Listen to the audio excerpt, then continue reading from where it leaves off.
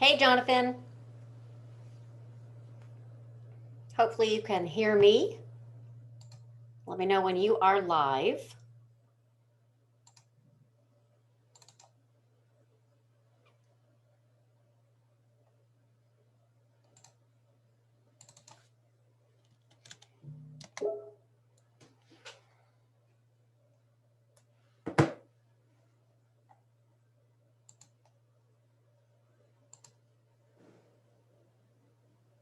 Samantha, this is Jonathan's dad.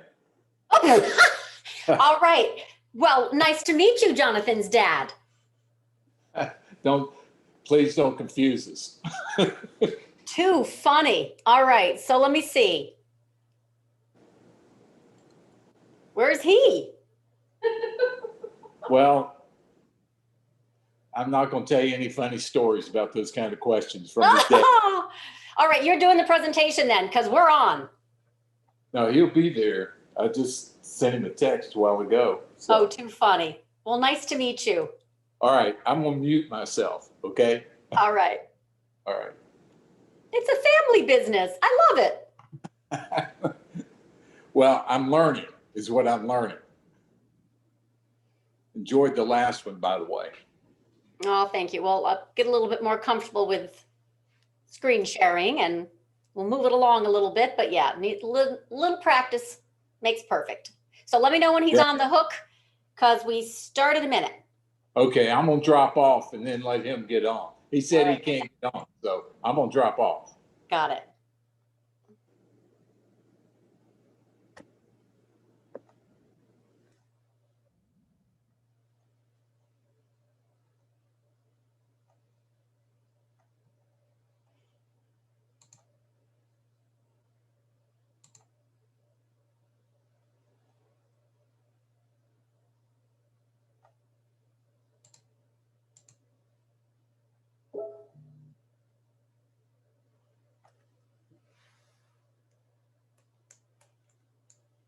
Will the real Jonathan please stand up?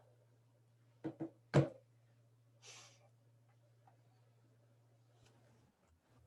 you hear me? All right. Hi, Jonathan. Happy Tuesday. Right? All right. Your dad, it's adorable. Yeah, like everybody's always like, hey, what's going on? So I'm like, hey, follow us on Tuesday. Awesome. Well, I'm really glad we can do this election special, if you will. And I'm in running clothes. So as soon as we're done, I'm running out to vote. Running out? Yeah, get exercise. All right. All right. So I'm going to go walk the dog, get the voting done. And so let's jump in real quick for anyone who is not familiar with us respectively. So let's do a little intro so that we can get that out of the way and then jump into market views. How's that? Sounds good. All right. I'll start since it's kind of, if you will, my station. If I can find this little share, that would be lovely. All right, so let's do this.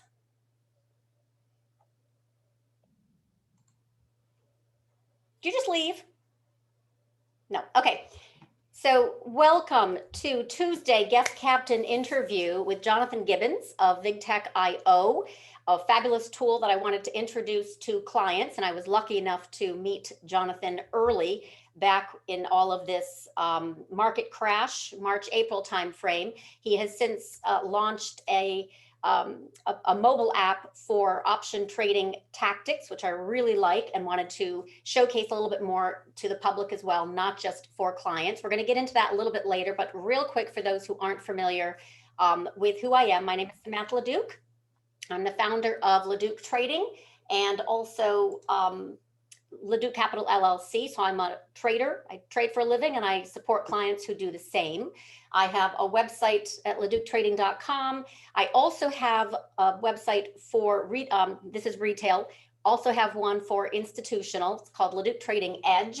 And it is in large part to help the those who manage money professionally, a little bit extra consultation for those. I have a live trading room that I run every day from 9 to 12. I have brokerage-triggered trade alerts as well as newsletters that I work on that are very much focused on macro to micro. So I'm looking at the backdrop of macro as well as fundamental, very much focused on the technical and intermarket analysis that supports some of my market timing calls, and as well as mixing in some quant and some sentiment. So Jonathan uses a whole bunch of modalities as well. And I thought it would be fabulous to get on the page, if you will, of figuring out what this market's going to do and how to trade it. Also, our respective Twitter handles at Samantha LaDuc, and you're going to introduce yours, so I don't have to do that. Okay, so last but not least, I am running an election special. My marketing director, James, put this together because there are a lot of people who are really confused how to trade this action. You'll find it on the webpage for those who are interested. It expires on Thursday. So without further ado, Jonathan, why don't you give your pitch of who you are, and that way people will kind of give an idea of why we're teaming up together on these Tuesday interviews to give market views as well as some option tactics around upcoming earnings. Yeah, sure. So I'm Jonathan Gibbons. I'm one of the co-founders of Big Tech. You can see it on my screen here on the backdrop for our fancy Zoom green screen. But it's bigtech.io, and you can look it up at Big Tech Official on Twitter, at Big Tech Official on Instagram. You can download our app in the iOS store. Just type in Big Tech. We are a market analysis app. So we are not a trading app, but we help before the trade to help decide what you're looking for and help analyze all the different indications and reads. And we're really built for any level of the exploratory exercise as an investor. So whether you're just learning to whether you're investing or whether you're actively trading, those we consider three different things. So we built the app for three different ranges of experience levels.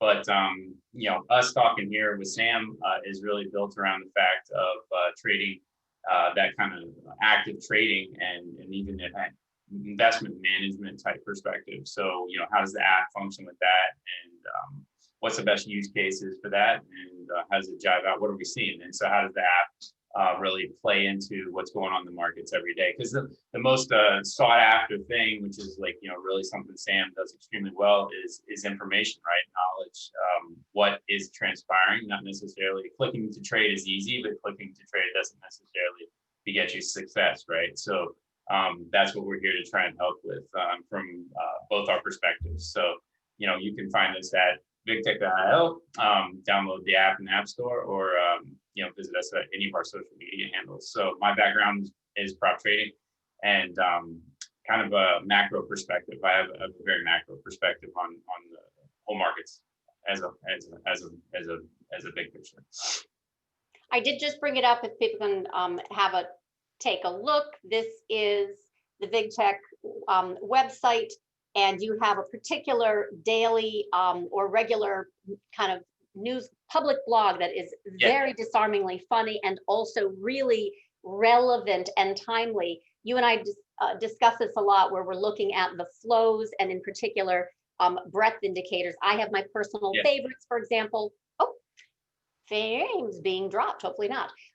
So highly recommend checking out The Juice, which I read every day. So let's go right into kind of market views. If you want to go ahead, Jonathan, sure. and then I'll chime in after.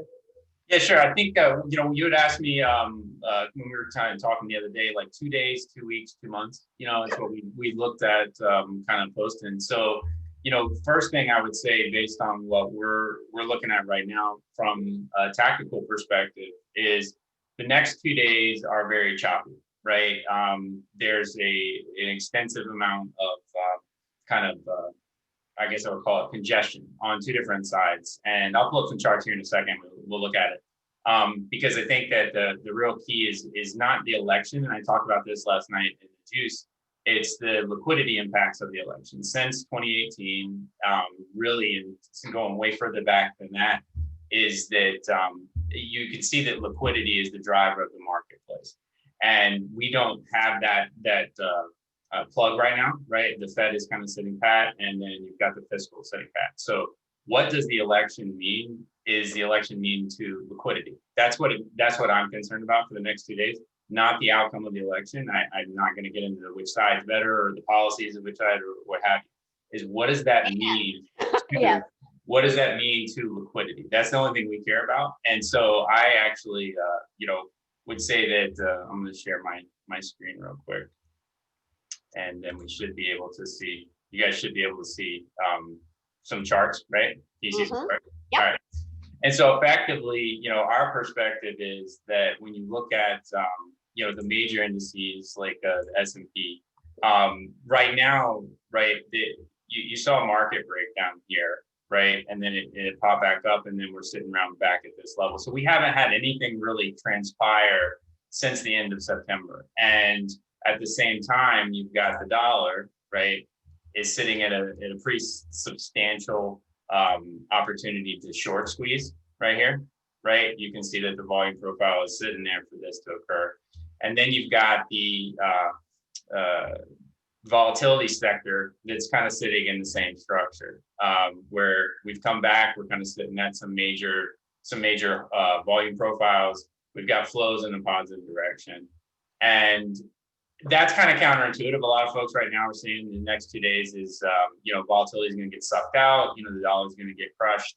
I know that's a general consensus that I'm seeing a lot of. I'm just not so sure that that's as cut and dry as that. In my perspective, I think that we've got to see how it shakes out, so that you can see what the position on liquidity is going to be before that can be a guaranteed play out. Because the way that it's sitting right now, this especially like the flows, and when we look at the particular stocks that you had for today to take a look at from a tactical perspective, you'll see examples of exactly what I mean with flows. So I'm not going to dig into that right here. I'll save that for when we look in a second. But you don't see the same, like if you look at Apple, for example, you don't see the same underpinning of bid that you saw right back here. So we were cooking back here pretty heavy, and you had a pretty significant right here on this impact point, right, where flows break up and out. They're just taking off. This was some significant volume. Since then, everything's been running out, and we're actually turning down. So this is a market structure issue, in my opinion. It's very indecisive, and that's why I say chop. I don't think that that it wouldn't shift here per se if something came to the table in the next week or so. But I'm not gonna steal your thunder on a lot of that, because you've been all over it the past week with Tina logic. Maybe the reflation trade isn't as guaranteed as everybody thinks. That's I think sitting out there, that in the next 2 days you'll see gyrations, volatility. I just don't think this is going to be settled in the next 2 days. Oh, no, I'm 100% with you. I think this is a high probability event for it to be contested, even if it isn't contestable. So for the buying since Friday 3 to 4, and then continuation Monday and Tuesday, has been panic buying, with this Biden blue wave, very different from what happened, like, for example, with, Apple in August, and a number of the other plays that you're showing on your screen, which had that single stock gamma option flow unrelenting. That's gone, right? We've seen days with NIO, with NEO. It's ridiculous single stock option gamma flow. A few days ago, it had 1.4 million contracts in one day for NEO. Right. Yeah, absolutely. That's gone for big tech. But this panic buying is highly suspect in my book for all kinds of reasons. Yeah, credit markets, volatility coiling. But to your point, it's going to resolve itself. It's in chop right now with the big tech. Where do you think it's going to resolve? Maybe not the election is going to be resolved, but where do you think big tech is going to go from here? I think that, 2 weeks from now, you have a better idea of where liquidity and credit is. I think that when you look at, you pull Roku and several others, so much of the stuff when you look at those stocks, and Apple, take out, they have a ton of free cash flow, not the big ones, but just tech in general. A lot of it is liquidity baby stuff where they don't have margins, right? It's all growth based off of available cash being flushed out to the edge of the curve with disproportionate risk taking from people that usually wouldn't do that. Even people looking for yield, they can't find it. I know that that's a kind of a deadbeat horse has been kicked too many times, but I think that's very true. If you see some sort of net result from this election that is very instantaneously resolved, where it's liquidity comes back hot, those non-income producing kind of growth angle stocks in the tech world, they can run hotter. There's nothing to say they can't run hotter. But if you have any kind of hiccup in liquidity and any kind of choke out in liquidity, then those stocks are going to get hit. And when you mean liquidity, for me, liquidity when banks reduce their lending, that creates liquidity contraction. Correct. And you also see it when we have volatility in the market. It creates a higher dollar, and vice versa. A higher dollar creates Correct. volatility, and both of those events impact equities, no question. But right now, this is definitely a yield pop play based on what's been happening the past few days, but also over the past few weeks. And I wrote about it a while ago, the Biden bid and the value rotation. But this is picking up speed with no hedging. In other words, there are the top 10 option interest strikes, OI strikes, are the 8 out of 10 are puts. So they're very much expecting this IV crush that's going to happen after the election. And I'm not.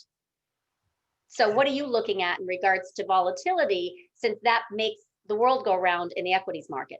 I agree. I'm in the boat that I think that a guaranteed IV crush post-election doesn't necessarily shake out. I don't see that. I see that as a probability. I don't see that as a high probability. I think that there's other things at play in the credit market. And I've had a few conversations just recently. I talked about that a little bit last night and the day before, that there's, banks are frozen.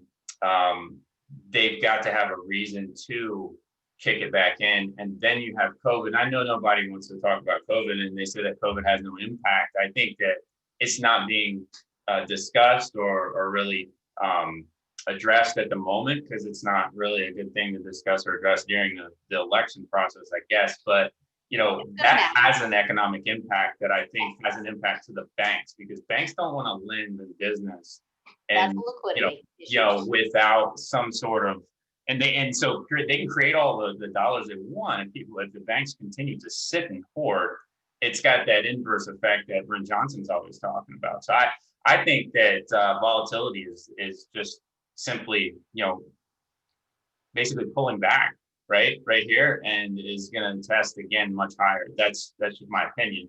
So trigger is to be determined. But I saw on your Twitter feed, you were talking about BKLM. Watch this tomorrow and Thursday. Very important in regards to credit liquidity. Flows out the door at the moment and under VWAP. And it's kind of interesting because I had something similar, which was right here.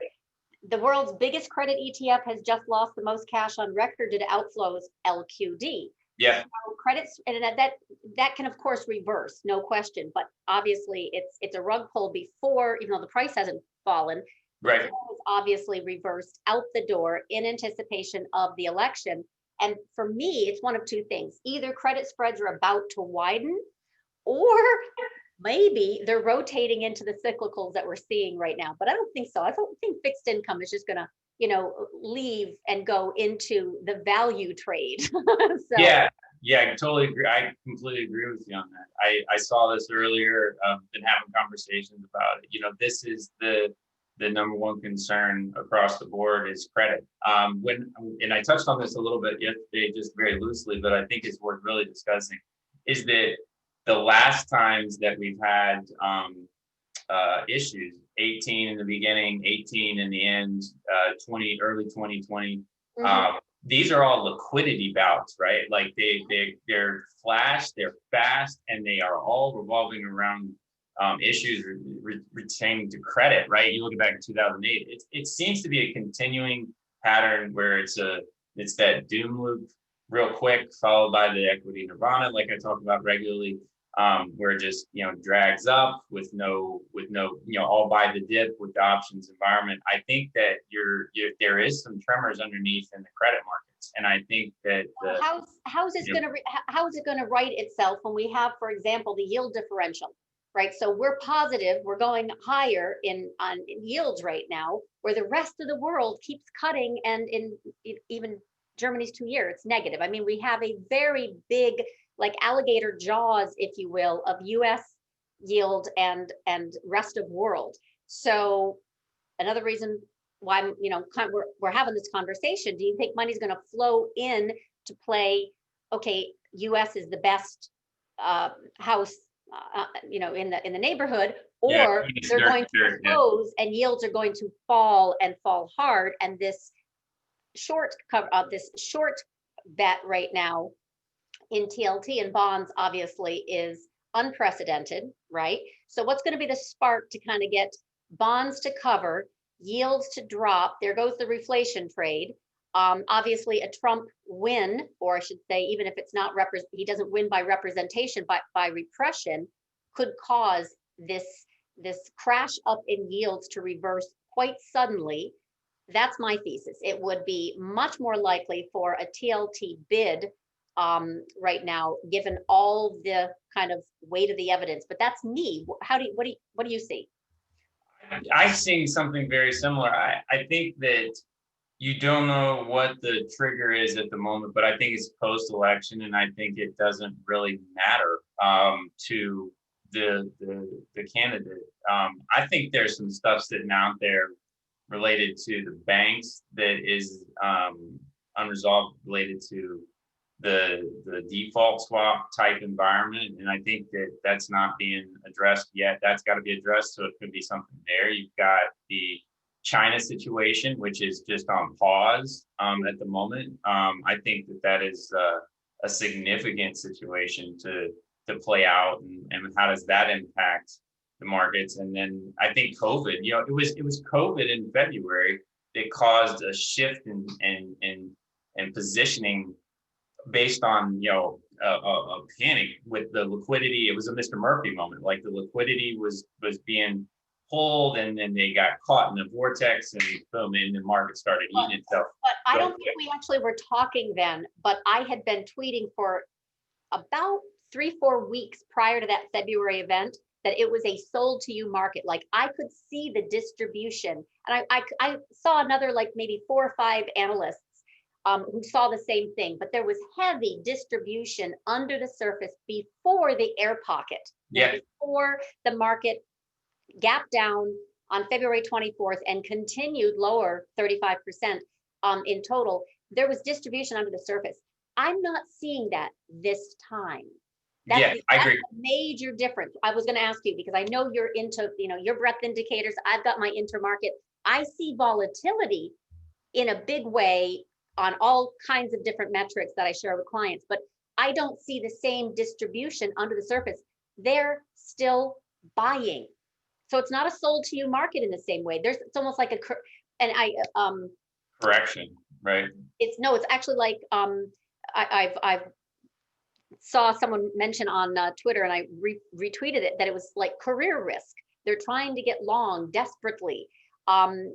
So to me, there isn't the distribution under the surface as a sold to you. It was much easier to see that from January to February. So much easier. And I totally agree. I was seeing the same thing when I was looking at this the last 2 days. The only thing I would say about this is that I think that the election is overproduced, but I think there's something right after the election. So like the election is not new. This isn't new. There's nothing about this that is I mean, we've been talking about this for a year, right? Like the back and forth on this election, and the voter fraud and all that kind of stuff. Set all that aside, like I'm looking past it. I genuinely am looking past it. I think that you're not seeing anything here except indecisiveness, in my opinion. Like, it's indecisive. You don't have the flows coming in that you would see if there was substantive buying, but you don't have the indiscriminate underneath distribution that you saw in February. Yep.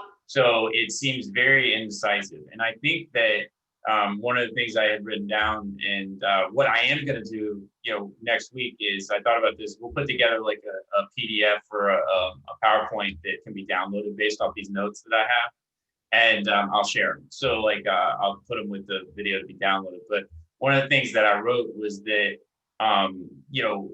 majority of value is from iteration towards correctness after the initial attempt. That was just a thought I had, because that's a lot of what goes on in tech. It's never binary things. So many things that we discuss in life come from schooling, where it's a yes or no answer. I think that this is one of those iterative moments where there's a lot going to change in the next 2 to 3 weeks, but positioning is not committed to any of those changes. And there's a lot of if-then trees. I think that as you monitor liquidity and you monitor flows and monitor volatility over the next 2 to 3 weeks, should paint a little bit better picture than it is right now. I think this is a nothing burger. It could not be a nothing burger. It could be a lot of chop, right? Or it could be a rug pull type situation. We don't know. There's no question. We're trying to piece together the puzzle, short term, intermediate, and longer term. What interests me is that we are clearly Main Street, Wall Street, very different economically speaking as far as the burden. And this market, for lack of a better word, relentless bid and such, is hopeful about a vaccine, hopeful about stimulus, hopeful about Biden blue wave, or reflation, and everything is just going to work out like a panacea. It's perfect. It's priced to perfection. And we don't have, the Fed working against, it's obviously with. So there's just no, at least in this, degrossing, de-risking, it's not happening. Hedging, it's not happening. They hedged, at 2,500 and we're obviously at 3,400. So it's very different. They're just not, let's say they're overconfident. And yet, I look at VIX, and I'm a volatility trader, so I'm really interested in all the metrics around when volatility is going to erupt. And VIX is also not uncertain. VIX is not uncertain. It's elevated. It's staying bid. It did a perfect breakout last week. It's pulled back in much like a back and fill, like a normal stock would, digesting a big advance. VIX is not uncertain, and yet the market action is so overconfident with very little hedging. Maybe they've come in very short term for some tail risk, right? And they have their big hedges in December. But this to me is just an accident waiting to happen when I see this concentration of everyone on one side, very different from February, March, where they were selling under the surface and you could see the divergence. It was really much easier. I don't know, do you see this when you take a look at this choppiness that you're talking about? Do you see any time frame of when we will, break higher or break lower, but when we're going to break this impasse of sideways? Yeah, I think this is a martyr moment, right? Like, if you go heavy short, right? And oh my God, yes. And you could get like, but you're a dollar long guy. Like, you're waiting for the dollar to take off. Like, I was, last week we were long dollar, and that was a great trade, and it hit that. Yeah, but for only a few days. And it hit the ceiling. On this. Yeah, it hit the ceiling, and then it stopped. It didn't break through. Your bulk gains in most of these trades that are really great trades are after the move reveals itself, right? After it's broke out, right? You can be, it's really awesome to be dead right at the dead moment that you need to be right. But even historically, I like those times. Yeah, they're great. It's a rush, but it's not like, I think it's not like, look at TLT. You can still see my screen right now? I totally, yeah, can see your screen. I hope they can too. Yep. Yeah, so like you see, it's just trapped, right? If it broke 155, I'm totally with you. it's gonna crater, but it's trapped right now up into 164. So you can just get chopped out of positions all day in this type of environment. We've got to see something. I think you'll find out more pretty quickly. Either it's going to be a little bit more drawn out, which is more information, or it's going to be something that's done really quickly, and then everyone will reposition quick, in a short order, right? Where they're going to show their hand. It is inflation. It is, there's too Bonds are many really tricky though. unknowns. There's so much macro there. Issuance is a big deal, especially this month. Of course, Yeah. The Fed backstop, they're just going to buy. So Well, you got Powell's on the cover of Barron's, right? Like, yeah, that's a great signal. But and like they want to make sure that people feel the put, right? But I think we're approaching the moment where the put's tested. That's my 2 cents, is like they played the put, the hand, and they played that heavy with back in March, and this time COVID's not gone. What impact does that have? Like, I know I actually have a chart up, which is not by me, but I retweeted it, which is can you see it? Yes. All right. Speculators are record long the S&P versus the US 30-year bond heading into the election. Look at this. Not since, 2008, 2009. So this is very different from 2016. Just to me, I look at the spread positioning of 30-year bonds. It was less than 2% of open interest. It's now 22% today. And we know the commitment of traders with the bond short, right, at all-time highs, and the dollar short at all-time highs, and the euro long at all-time highs, and the VIX short at all-time highs. It's too much on one side. So I was looking at the dollar, and just a basic mean reversion in the dollar was going to be really painful in a lot of these markets. Just a basic mean reversion, not a breakout, just some mean reversion. And I thought that was, probably one of the most staggering things that I compared this weekend.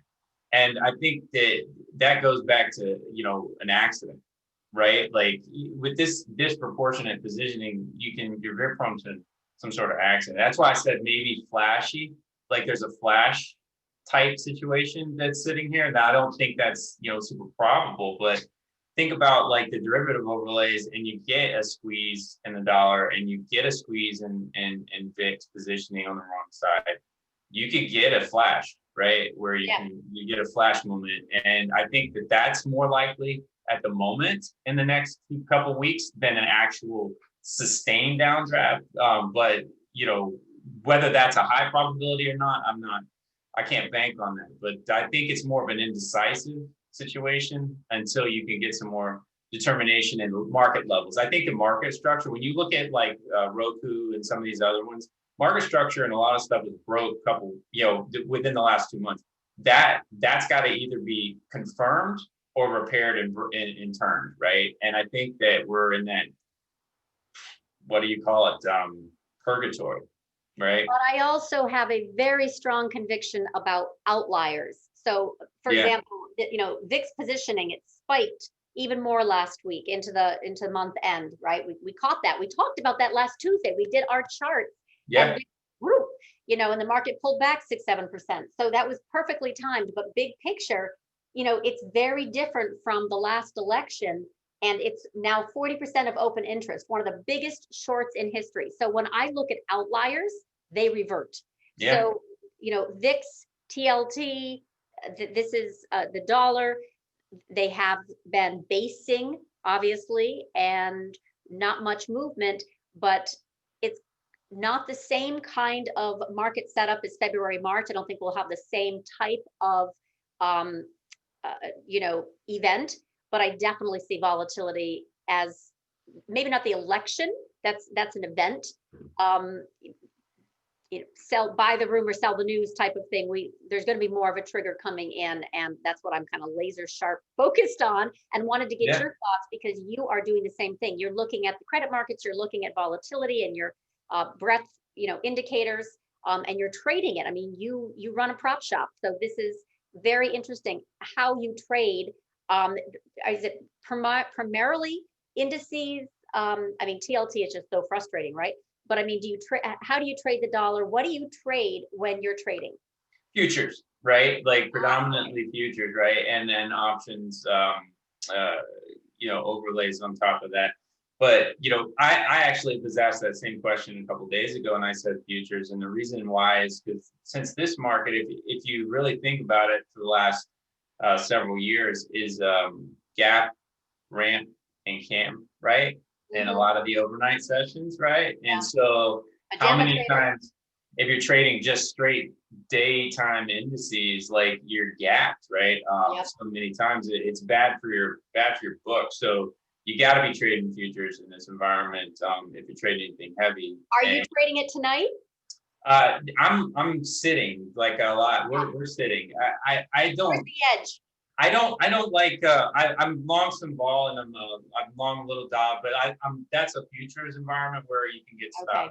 And the reason I say that is I actually wrote this down too. You gotta you really gotta let the moments where you're indecisive go, right? Because if you don't see an edge, it's probably gonna punish your P&L and crush the times of the unless you're patient and it comes back. Sometimes it works, but in this kind of environment, maybe not. How do you manifest your dollar long trade? Yeah, so that's a DX futures, right? So we're sitting directly long in December, right? I don't mind saying that at all. It's just a determination of the size, and I'm also long PPE. Like I think PPE. Okay. PPE. So like that's probably the only index type position we're long right now that we're sitting on, because I think that is something that has been just sideshowed for the moment. Like I think that's going to come back hot right after the election when they actually have to address it, right? They got to deal with it. Yeah, it's got to be dealt with, and that's why I think the last thing I would say about the comment you made before is that when you look at February was where it went from like peak hubris of to reality to an extent, and they came in. I thought that was August into September. I mean, come on, Apple was up 92%, and they had a 1% earnings growth for the year. I think that hubris was February, and then you see the throw in the liquidity in March. The extensions in the market after March are the after effects of just overblown liquidity. Now what? Yes. Now what? So like I think we're at a different moment that requires a different outcome than we saw in February, than we saw in August, because now there's things being really challenged, right? Some underlying things being really challenged as it relates to the dollar. I think that the China and US situation, I've said this a bunch on Twitter, and I just said this a bunch personally. I think it's totally going to come to the forefront after the election. Now, is it that who wins the election will determine how that's played out a little bit, but China's like really pushing. We do a lot of development, right? We talk to people all over the world, and they're they own Greece, they own a lot of the Africa ports. There's a lot of push across that's part of the world for their growth, and I think that the U.S. and them this is going to get sorted out. And I think that is a real underlying thing that's going to come to the forefront after this. I don't know that has exactly to do with it. I know this, but it's definitely going to percolate back up. It's an event that hasn't happened yet. But did you find any curiosity? I did anyway, in the Ant Financial IPO getting pulled very last minute. We're talking, it was due to go on the 5th, right? Which is we're election day, and all of a sudden they're like, nope, we're gonna pull that back. How'd you read that? I think that's a big subscribed, biggest IPO, lots of leverage in the space.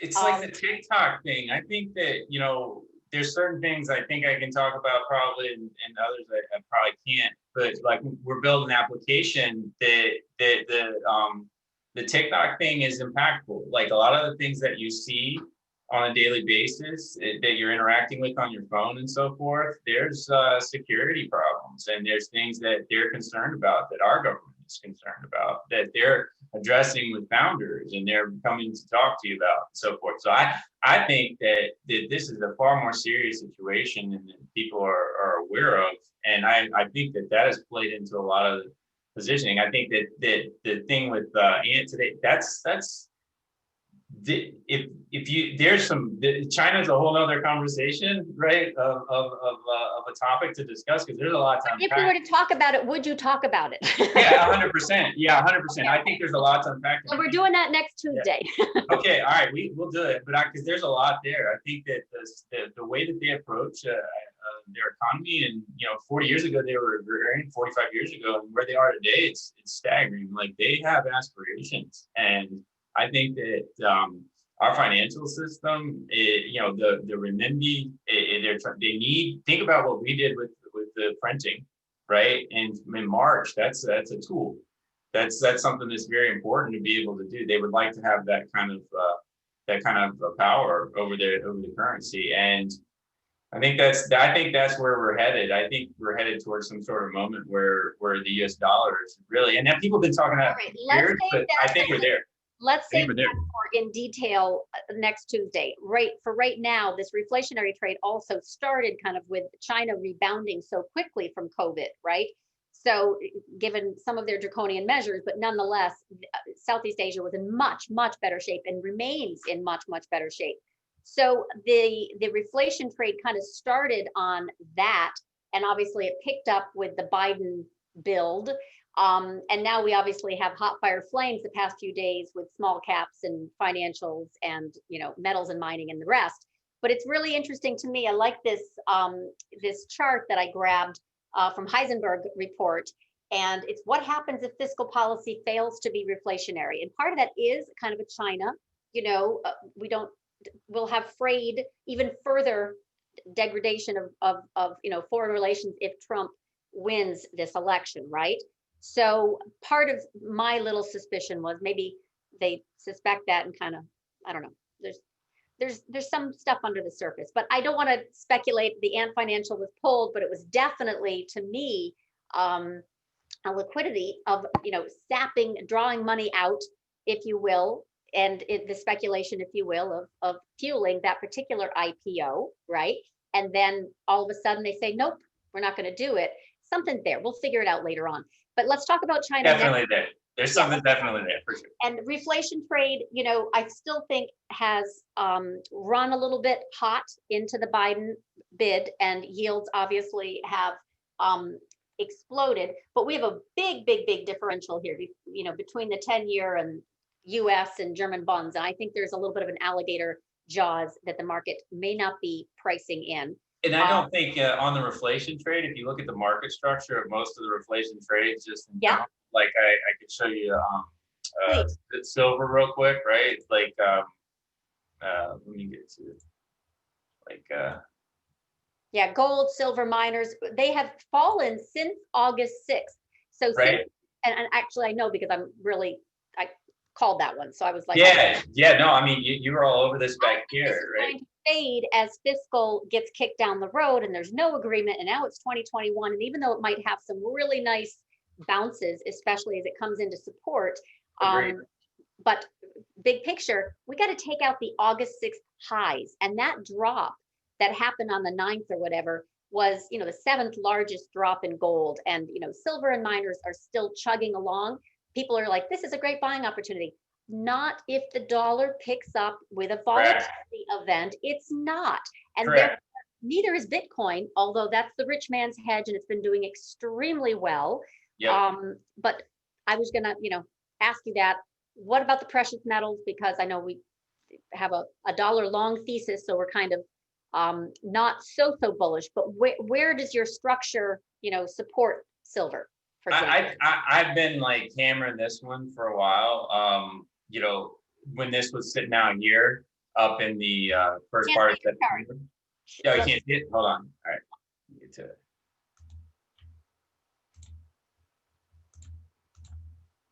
All right, about now. Can you see now? Yes, thank you. All right. So like when you look back in September, it was just it was drifting, right? Flows were drifting, momentum was drifting, but price was holding. We're going higher, got crushed. And since then, this is a market structure break and it broke down. But when you see silver and you saw the volume profile of this, these gaps, right? Just the way that the market works is this stuff's going to get tested. So if you step back from even the thesis around the why this stuff moves, there was a lot of exploration of price that was not sorted through down at the 16, 17, 18, 19 SLV level, and that's the 17, 18, 19, 20, futures contract level. I think that's got to be sorted through before I'm long. And I think that directly could correlate to a, dollar squeeze, right? Even in this is where I think, even when it comes to the dollar squeeze, that's just a mean reversion on the dollar. You could get this back into this environment right here. I think there'd be a lot of folks that didn't catch this, that were chasing, up here, that are trapped, right? I think there's a lot of trapped longs in precious metals at the moment. And well, they claim to be long term gold bulls, which is perfectly fine. Yeah. But I have, different modalities, if you will, for timing trend reversals, and it triggered in August. So I'm still bearish and short, but it's taken forever to get down to my price targets. So yeah, no, I'm with you. I think I'm looking long, right? I'd love to get long. I think you're gonna take a stab at it. It just is from what level, and it could always leave. Train could always leave the station. I'm okay with that, because if it does leave the station and breaks out, a lot of room to run because of the way the market structure sits on these long term. But I think in the short term, it is a dicey proposition, because you can see the weight of the market in these two volume nodes just on SLV alone is over the top, right? So it's got a lot of work to do. And I use silver kind of as the bellwether because it's chased, because it's cheap. Gold's a little bit different use case because of its tier 1 bank rating and so forth. So it's used as collateral in a lot of context. And so it's got a lot of different uses. But silver and Bitcoin are chased. Bitcoin, like you said, I think Bitcoin is a fascinating one. When I look at Bitcoin, it's got a lot of volume, a lot of demand for that. I think that there's a little bit of unknown Momo trade to that. So it's like you said, it could be a hedge in a lot of respects for. I actually tweeted this morning. If anyone goes to my Twitter page, I love it. Tracy Alloway, Bloomberg, said, "Oh yeah, I'm bullish on Bitcoin now." And she writes a little bit about why. But I love this one sentence. She said, basically, it was she's got a lot of excuses and a lot of uses for Bitcoin in there. And so I prefaced her quote, "All the elegant uses and excuses for Bitcoin, I still consider it a rich man's hedge." But her base case was, since hopes and dreams are endless, there will always be a bullish case for Bitcoin. Yeah, I don't know enough. I think that sums it up. Yeah, that totally sums it. Yeah, I don't know enough Brilliant. about Bitcoin myself to, I haven't ever actively traded it, right? Heavy. I've had positions before, but I know there's a lot of folks that have a lot of great knowledge about the potential use case of that technology. I think there's definitely some legs to it, but I think at the moment it's very much, if you track it back to 16, 17, 18, it's a lot of running on the liquidity trade. So there you go. So we're still good on the same boat. So it's dollar denominated, all this correct. stuff. Yeah, it is. So the whole case is about the dollar. So right. We've got a little bit of a macro dance around, okay, we don't know what the election's going to be, although we have our opinion it's going to drag out, right? Not be decisive. We have a macro backdrop, which happens to be dollar long, both of us eventually. This yield spike, which I look for all the bloody time because I love the growth to value rotation as it relates to trading it as a basket, right? So I'm always looking for this. But right now we have some earnings coming up. So let's kind of segue from, we've talked about the market view a little bit.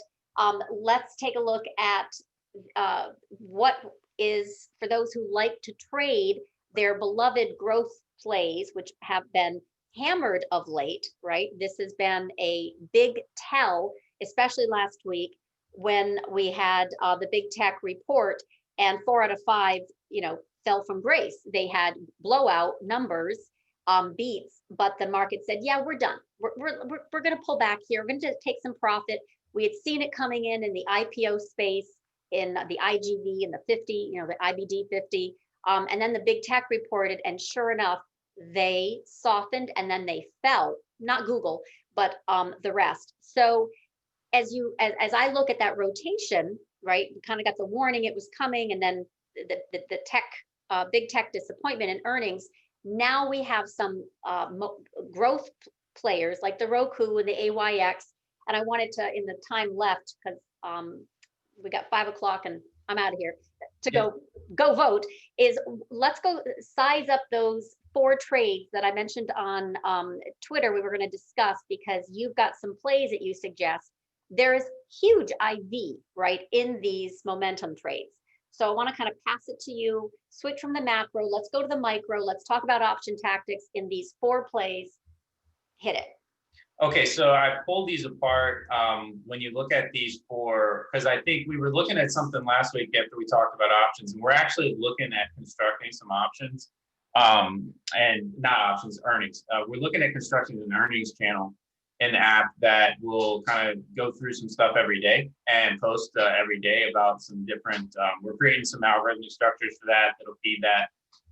So there is something coming on this for everybody that'll be accessible within a couple of weeks. But right now, I went ahead and pulled these 4 that we were talking about, and I want to talk about the market structure levels of them first, and then you can kind of look at, okay, where could it go in both directions, right? Because market structure is market structure. So and then what I did also was break apart just the insides of these 4 stocks, so you can kind of get an idea of how liquidity might affect them.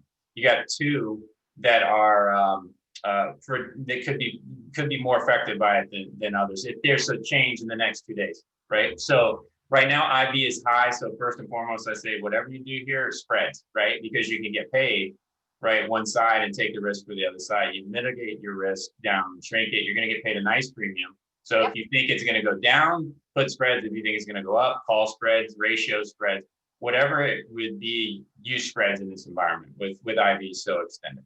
So that'd be my first recommendation. The second one is to break apart each one individually. So TTD, first thing, it's actually a high score in our system. It's got a 96.1 against its peers. So it's actually a solid, been on a solid run, and it's a solid stock. It's solidly profitable. That's another thing to consider if you're dealing with liquidity. I think it has a low impact with liquidity, and so I think that whatever's going to happen here is going to be more predominantly based on what the stock does.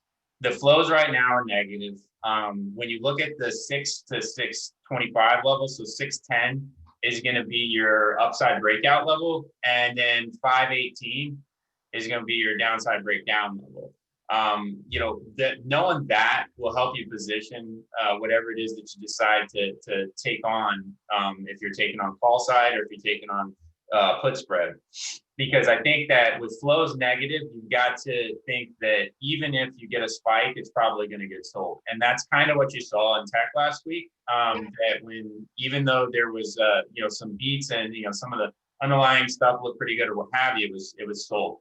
That's a direct correlation to the fact that these are predominantly institutionally owned products. Every one of the ones you had us look at is more than 60% owned by institutions. So the flows are going to control these, right? And you can actually check out the flows in the app, but you can check out any of the ownership when you're looking at these particular ones. And this is like really quick for like Roku, for example.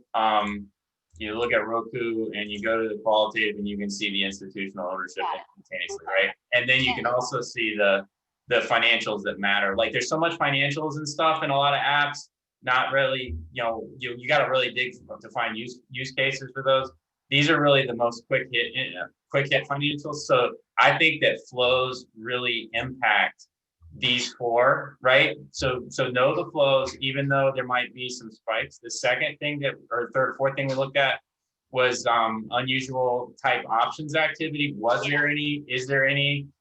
Not seeing anything I'm super not seeing irregular. any either. Yep. Yep. So I think these should play more to their macro structures. So I think that the charts and the levels will drive this stuff, and you should use spreads. So if you look at the other ones real quick, look at NVTA, right? You had us look at NVTA, 81% institutional ownership.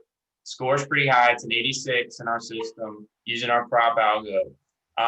It's going to get hit with liquidity, right? Because it doesn't, they're negative, like they lose more money than they produce in revenue, right? So it's a highly speculative It's a longer stock. term oncology play, but I Yep, still like totally. why I wanted to look at it. And so when you look at this, you can see how flows impact. And this is the example I wanted to show earlier when we were talking. I said I'd wait. You see flows break out here, right?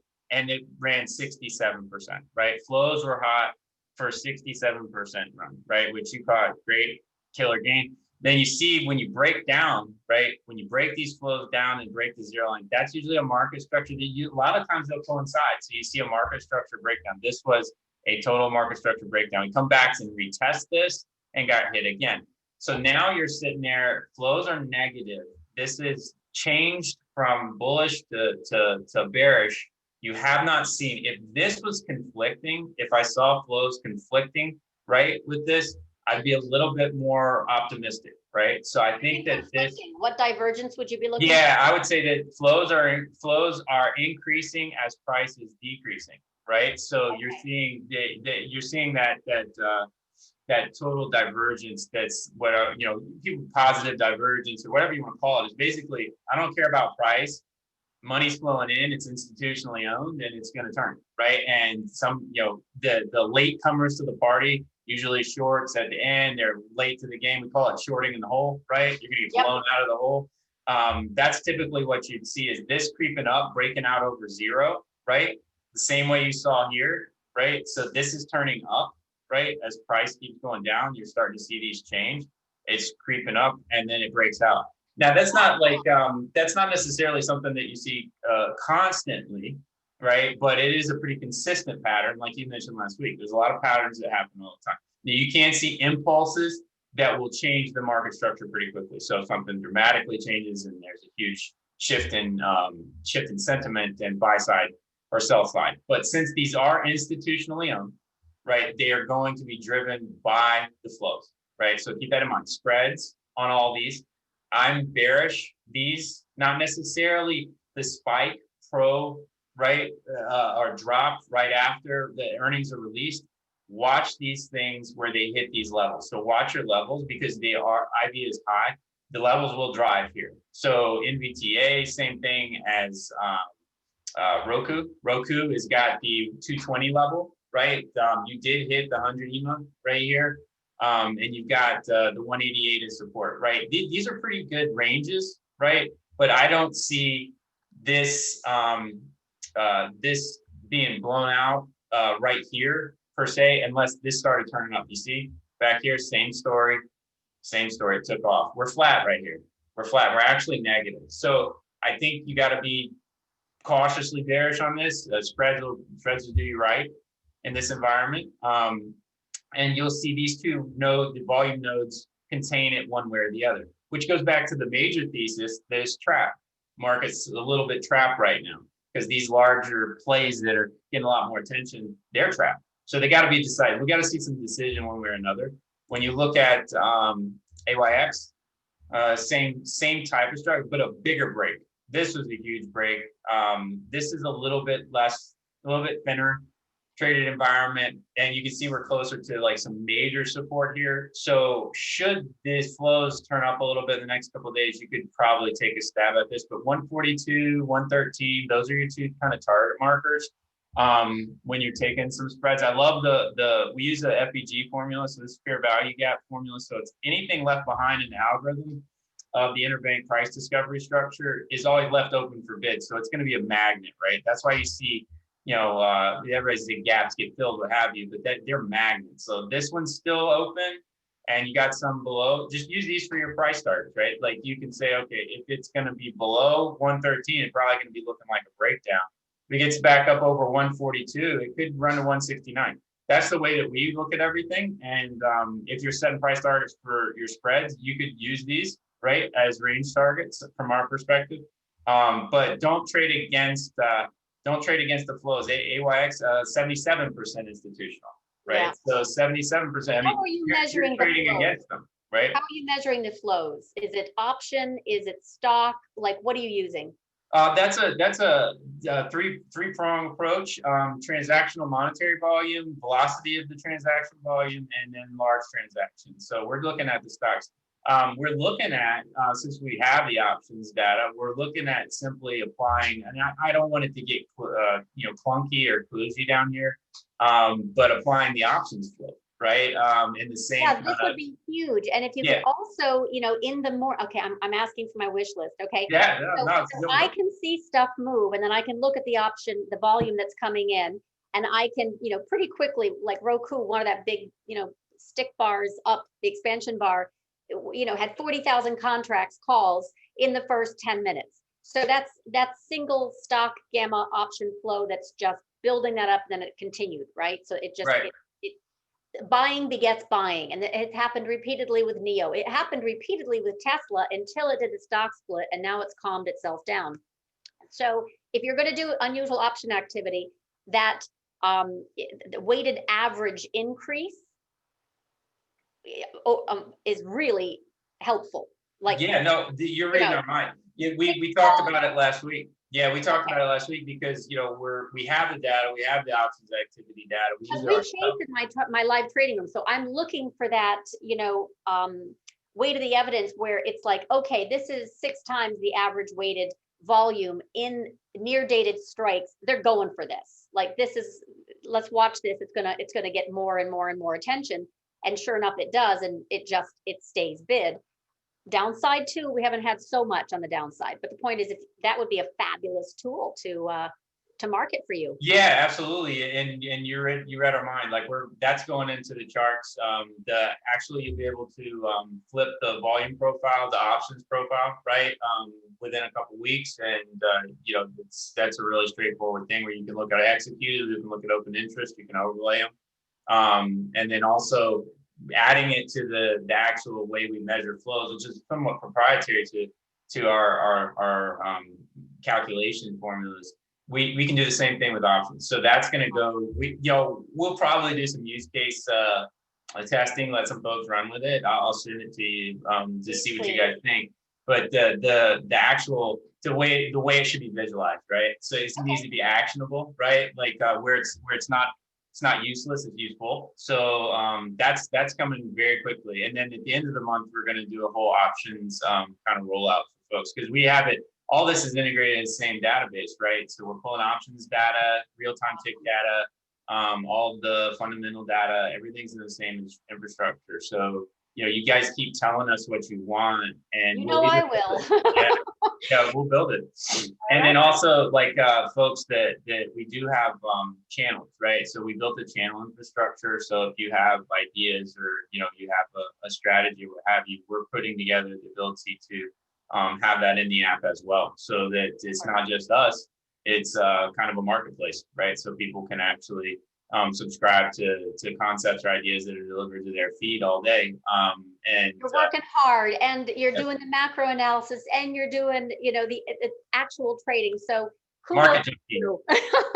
Market junkie. Yeah, market junkie. We're going to see what happens over the next few hours, more likely few days and few weeks on the election front.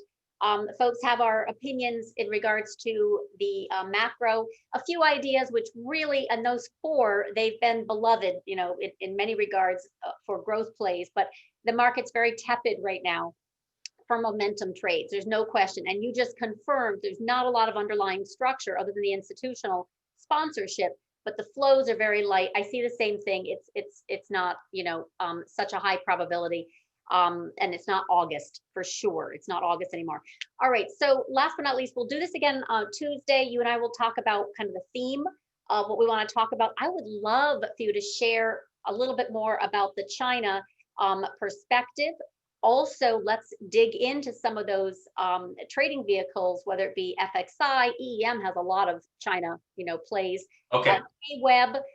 We should probably look at BABA. I know a lot of the financial data is obscured, but we Yeah. can still do your flow work, and we can talk, macro and then talk micro on the China front. Do you also do currencies? In other words, the dollar, Wuhan, carry trade, USD, CNH? I'm not extensively trading that stuff. No, We no. look Does at your it. app, would your app be able to see? Yes, it can totally support it. We actually have futures right now. We just haven't had a chance to plug them in. So like Okay, they gotta let's get them talk. plugged in. Let's do China on Tuesday, regardless of who is elected. We'll have some discussion, I'm sure, on how it impacts the relationship with China and trading Yeah. vehicles. So, Yeah, Jonathan, totally. thank you so much again. This Tuesday afternoon is very helpful, I think, for framing, but also to kind of show what we're working on. So I wish I you love it. Yeah, thank you, a Sam. great evening. Nice to meet your dad. Yeah, yeah. Dad. All right, y'all take care. All right, have a good Go evening. vote. All right, take care. Bye-bye.